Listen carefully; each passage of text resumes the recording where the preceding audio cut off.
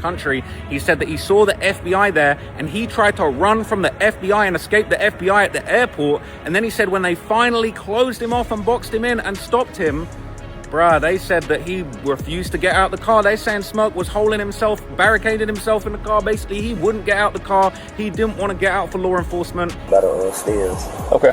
That's when we see like 2-3 people like lifting their head up. Okay. New arrest footage of Lil Durk is going viral right now. And what you are seeing is only the surface of a much bigger story.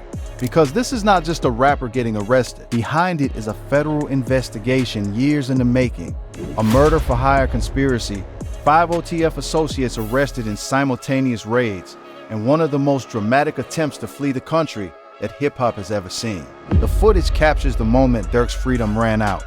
But everything that allegedly happened before agents intercepted him in Florida is the story that makes the footage mean something. Stay with us because what led to that moment is more complicated and more cinematic than anything you've read in a headline. But real quick, if you're serious about winning in the rap game, I put everything I know into one ebook. I'm talking how to actually grow an audience from zero, how to get labels reaching out to you with deals, and even how to get paid in this industry without ever touching a mic. And nah, it's not too late. People love to say the wave passed. It didn't. New artists and new hustlers are blowing up every single day. And the ones eating are the ones who started now instead of waiting. It's only $14.99. That's a few cups of coffee for a blueprint that can change how you move in this game forever. Links in the description bio. Go grab it. Then let's get back to the video. Yo, what's good, fam? Today we're breaking down the Lil Durk federal case from the King Von connection all the way to the trial that just started in Los Angeles. Let's get into it. Durk Devontae Banks was born October 19, 1992, on the south side of Chicago in the Inglewood neighborhood. He started releasing music in the early 2010s and built a loyal street following through consistent output and authentic Chicago drill energy. He founded Only the Family, OTF, in 2010, and it became the label and collective through which he developed an entire ecosystem of artists, including King Von. He eventually signed to Def Jam Records, then to Alamo Records, and spent the better part of a decade grinding his way from regional notoriety to genuine mainstream breakthrough. He earned his first Grammy nominations for Laugh Now Cry Later, his collaboration with Drake, in 2021. He topped the Billboard 200 for the first time with the album 7,220 in 2022. He won his first Grammy Award in February 2024 for Best Melodic Rap Performance for All My Life, his collaboration with J. Cole, performing the song on the Grammy stage in front of millions of viewers. By the time federal agents arrested him in October 2024, Lil Durk was one of the most commercially successful rappers in America. He had 8 solo studio albums. He had major industry relationships, touring income, streaming revenue, and a cultural footprint that extended far beyond Chicago. This is who federal prosecutors were coming for when they unsealed that indictment. To understand the case, you have to go back to November 6, 2020. That night, King Von, whose real name was Davon Bennett and who was one of OTF's most prominent artists, was shot and killed outside a nightclub in Atlanta, Georgia. He was 26 years old. The confrontation that led to the shooting involved Quando Rondo, whose real name is Tyquan Bowman, and a man named Timothy Leaks known as Lil Tim. According to Atlanta police, Von's group and Rondo's group were involved in an argument that quickly escalated to gunfire around 3:20 in the morning, resulting in 6 people shot and 2 dead. Surveillance footage from that night showed what appeared to be an altercation that became physical before guns were drawn. Lil Tim was later charged with Von's murder in Georgia. The grief that followed Von's death inside the OTF circle was publicly visible, immediate, and intense. Durk was extraordinarily close to Von, both professionally and personally. Von had been one of the most promising drill artists in the country, with a visceral storytelling style and a rapidly growing fan base. His death hit OTF at a moment when the whole collective was ascending. The loss was not something that stayed private. Durk posted about it. He made music about it. It became part of the public record of Chicago hip-hop and part of the ongoing tension between OTF and people associated with Quando Rondo. 2 weeks after Von's death, Quando Rondo released the song titled End of Story that addressed his role in the incident. The message was that the gunfire had been self-defense and that the footage would prove it. That response, in the context of Chicago street culture and hip-hop beef culture, only intensified the situation rather than de-escalating it. There is a long tradition in hip-hop of disputes being conducted through music, social media, and public statements. But prosecutors allege that in this case, the dispute did not stay there. Prosecutors allege that grief eventually transformed into something more organized. The government's theory is that the deaths of King Von and also of Durk's brother Dante Banks, known as D-Thang, who was shot and killed outside a Chicago nightclub in June 2021, fueled a retaliatory mindset that eventually produced a coordinated operation targeting Quando Rondo. Durk allegedly offered money to have anyone responsible for his brother's murder killed, with the warrant alleging that the gangster disciples were connected to that shooting. The government's case is about more than anger or grief in isolation. It is about whether Durk allegedly converted that emotional state into action by financing and directing an operation that used his wealth and his relationships within OTF to pursue lethal retaliation. Now, here's where it gets real. The August 19th, 2022 Los Angeles shooting is the central event around which the entire federal case is built. According to the indictment, OTF associates traveled from Chicago to Los Angeles with the purpose of locating and killing Quando Rondo. Prosecutors say they tracked his movements across the city over a period of time before the attack occurred. According to court papers, members of the alleged operation used 2 vehicles to follow Bowman to a gas station on Beverly Boulevard, near the Beverly Center in the Fairfax area of Los Angeles. This was a surveillance and tracking operation, not a random encounter. Federal prosecutors allege it involved planning, logistics, transportation, weapons, and coordination among multiple people over the days leading up to the shooting. At least 18 shots were fired at the scene. Quando Rondo survived, but his cousin and close associate Xavier Robinson, known as Lil Durk, was killed. He was not the intended target according to the prosecution's theory. He was a 20-year-old man who was present in the wrong place when an alleged operation against someone else went sideways. That outcome changed the legal stakes of the entire case entirely. What might have been prosecuted as an attempted murder became a murder prosecution because Lil Durk died. Every charge in the indictment that references death grows from that single outcome: murder in aid of racketeering, stalking resulting in death, conspiracy to commit murder for hire resulting in death, discharging a machine gun in furtherance of a crime of violence resulting in death. The fact that a machine gun is specifically referenced in the charges is legally significant because federal law imposes additional mandatory sentences for crimes committed with machine guns. Lil Durk was not the target. His death turned the alleged retaliatory operation into something that could put multiple people in federal prison for the rest of their lives.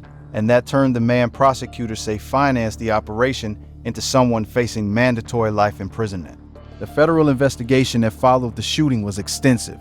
Investigators allegedly followed communications, financial records, travel records, phone evidence, and relationships across 2 years. By October 2024, they were ready to move.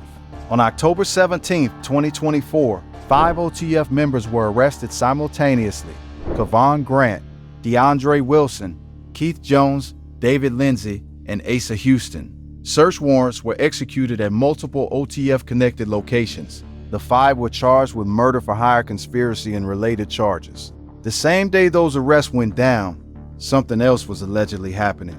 Lil Durk was trying to leave the country. The real kicker, though, is the travel sequence, because this is what made the arrest footage hit different when it started circulating. Durk was already in South Florida when word reached him that 5 of his OTF associates had been arrested by federal law enforcement. According to federal prosecutors, the moment he learned that the investigation was closing in, he began executing what can only be described as an escape plan. And the plan was not simple. It involved 4 separate travel attempts, each one shifting as the situation evolved, in a pattern that prosecutors say was deliberately designed to stay ahead of law enforcement tracking his movements. The first 2 were international commercial flights out of South Florida. He booked a ticket to Dubai via Doha, Qatar. Then he booked the second commercial flight to Switzerland. 2 different international destinations, both outside the immediate reach of American law enforcement, without extradition cooperation. But he did not board either of those flights. According to reporting on the case, he likely suspected that commercial passenger manifests would be flagged instantly by federal agencies who already had their eyes on him. So he changed tactics. By approximately 6:40 p.m. that evening, the FBI had discovered that Durk had shifted to a private charter jet. The private aircraft was scheduled to depart from a South Florida executive airport at 9 p.m., with Italy as the destination.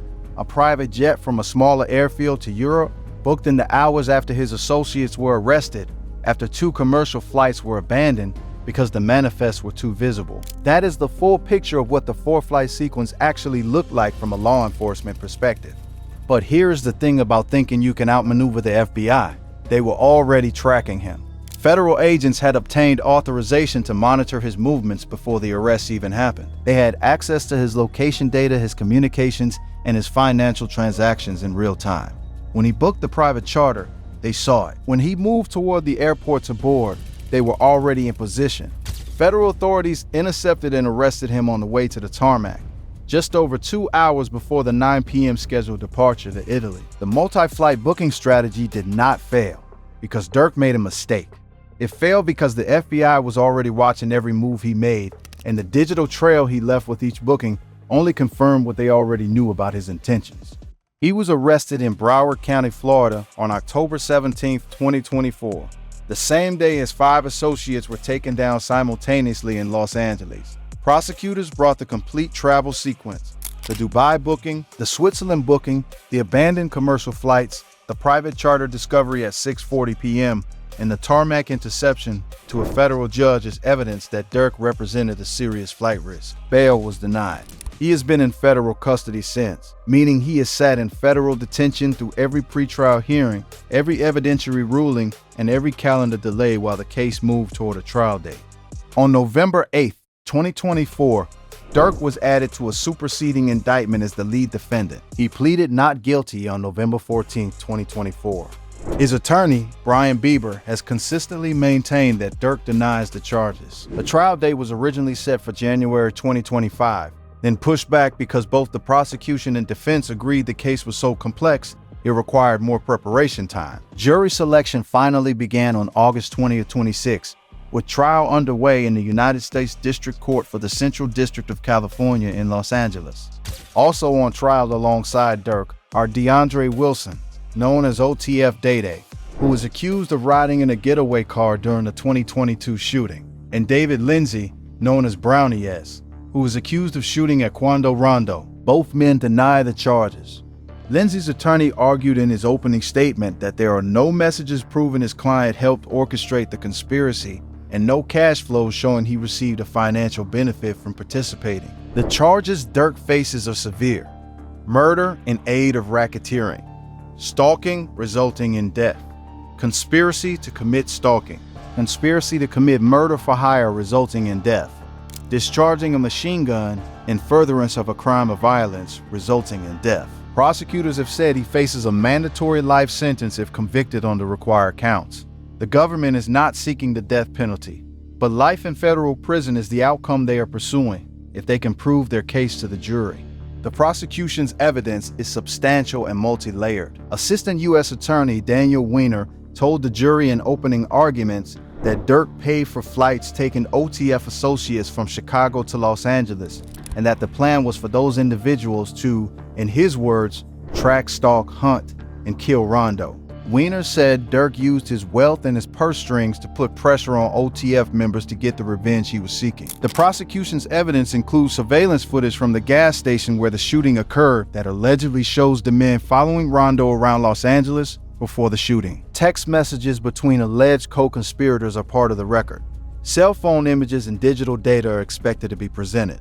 Flight records documenting the travel from Chicago to Los Angeles are in the government's case. Financial records documenting any payments, transfers, or resource provisions that can be tied to people involved in the alleged operation are part of the government's theory. And the prosecution also plans to use Durk's music, YouTube interviews, and other public-facing material as contextual evidence.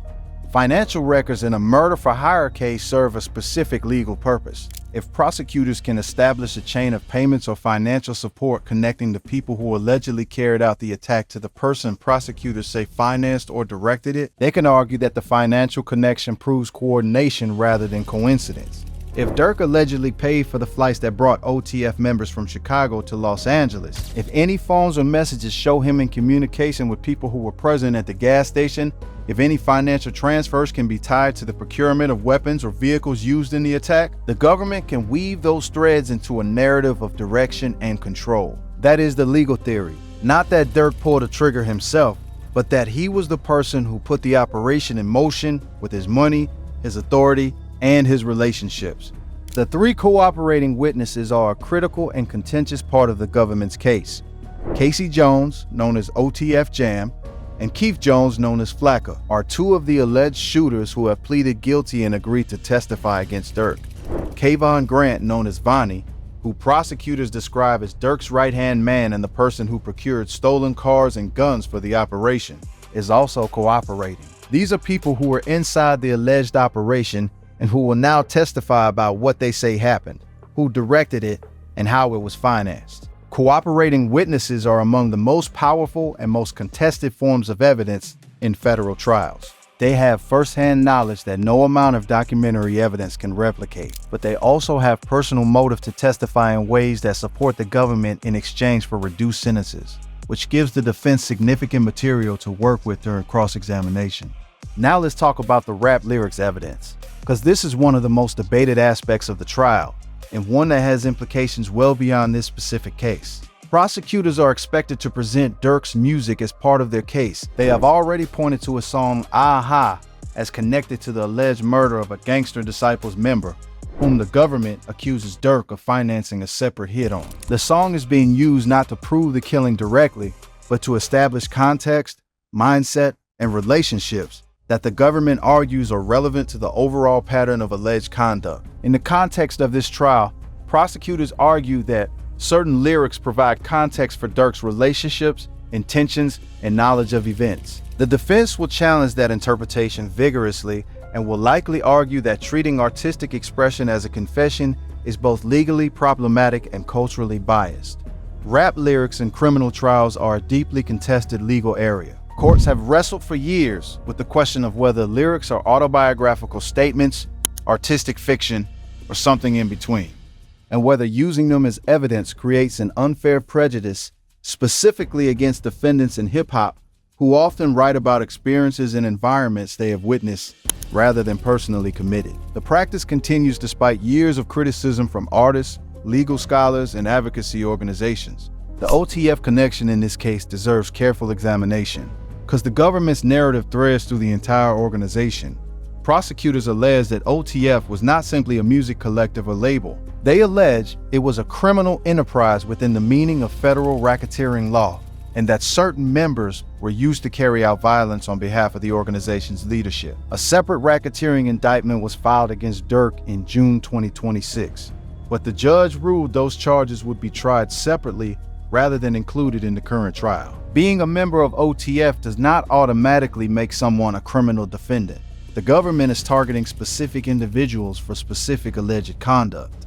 The personal cost of this case on Lil Durk's career is significant and worth examining separately from the legal proceedings. When he was arrested in October 2024, he was at what should have been one of the peak periods of his commercial success. He had won his first Grammy in February 2024. All My Life with J. Cole had been one of the biggest songs of 2023. He had completed tours, major festival sets, and continued to release music that performed strongly on streaming platforms. His business relationships extended beyond music into brand partnerships and other commercial ventures. He had spent more than a decade building toward exactly the kind of sustainable mainstream success that most drill rappers from Chicago never achieved. All of that stopped when the handcuffs went on. By the time this trial is completed, Durk will have been in federal custody for approximately 2 years without a conviction, 2 years of missed touring income, 2 years of missed collaborative opportunities, 2 years of watching the music industry move forward without him being able to actively participate in it, 2 years of uncertainty about whether he will ever again walk into a recording studio as a free man. His children are growing up during this period. His business relationships are under extraordinary strain. His public narrative has shifted from Grammy winner to federal defendant. Even if the jury returns a not guilty verdict, the trajectory of his career has been permanently altered by the experience of being prosecuted for murder for hire in federal court. The legal system is not designed to compensate people for what an acquittal cannot give back.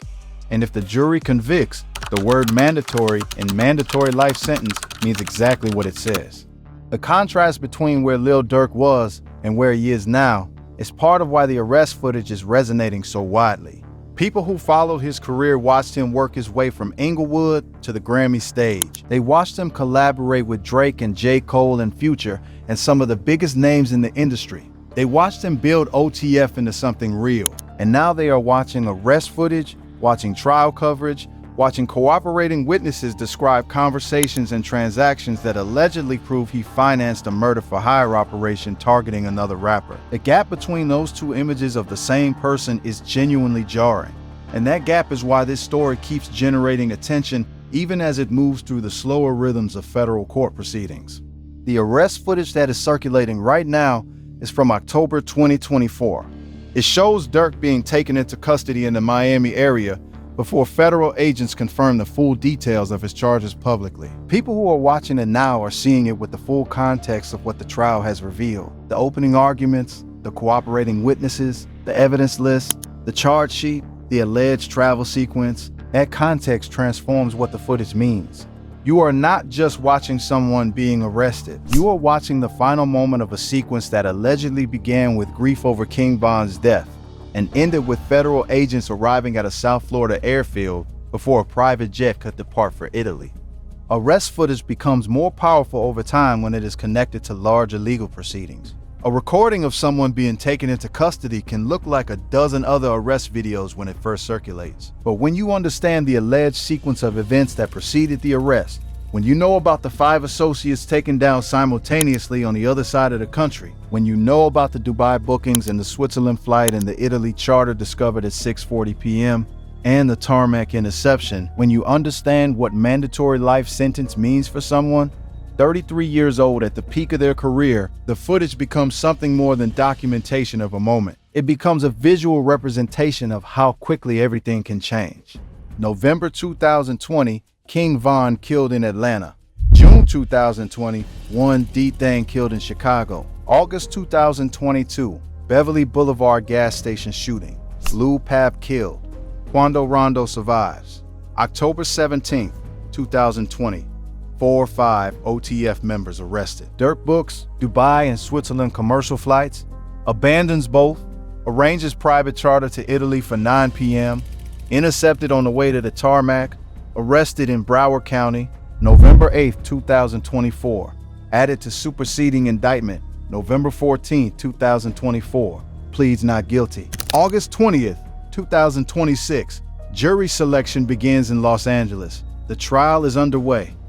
At the end of the day, the viral arrest footage is a single image from one of the most significant legal cases in hip-hop history. Durk is 33 years old. He has a Grammy. He has 8 albums. He has a career that represents everything Chicago drill achieved commercially in the streaming era. He came from Inglewood and made it to the Grammy stage. And he is now facing a mandatory life sentence if the government can convince a jury that his grief over King Von's death transformed into a murder for hire operation that crossed state lines, involved multiple people, 2 vehicles, surveillance of a target over multiple days, and culminated in the death of a 20-year-old man who was not even the intended victim. He maintains his innocence. His attorney has been consistent about that. The trial will determine what the evidence actually proves when a jury of his peers evaluates all of it together rather than reading about individual pieces in a news article or a social media post. But the footage is going viral because viewers understand, even without reading a court document, that they are watching the moment a man's entire world came crashing down in a parking lot near Miami International Airport. The investigation that put him there allegedly started with the death of someone he loved. The case that grew from that investigation is now being heard in a federal courtroom in Los Angeles, and the jury that will decide his future is deliberating over evidence that includes surveillance footage, text messages, cooperating witnesses, flight records, financial documents, rap lyrics, and YouTube videos. The viral moment is just the beginning of understanding what is really at stake. Drop your thoughts in the comments. What do you think the evidence is going to show when this trial wraps? Stay locked in for more coverage as this case develops.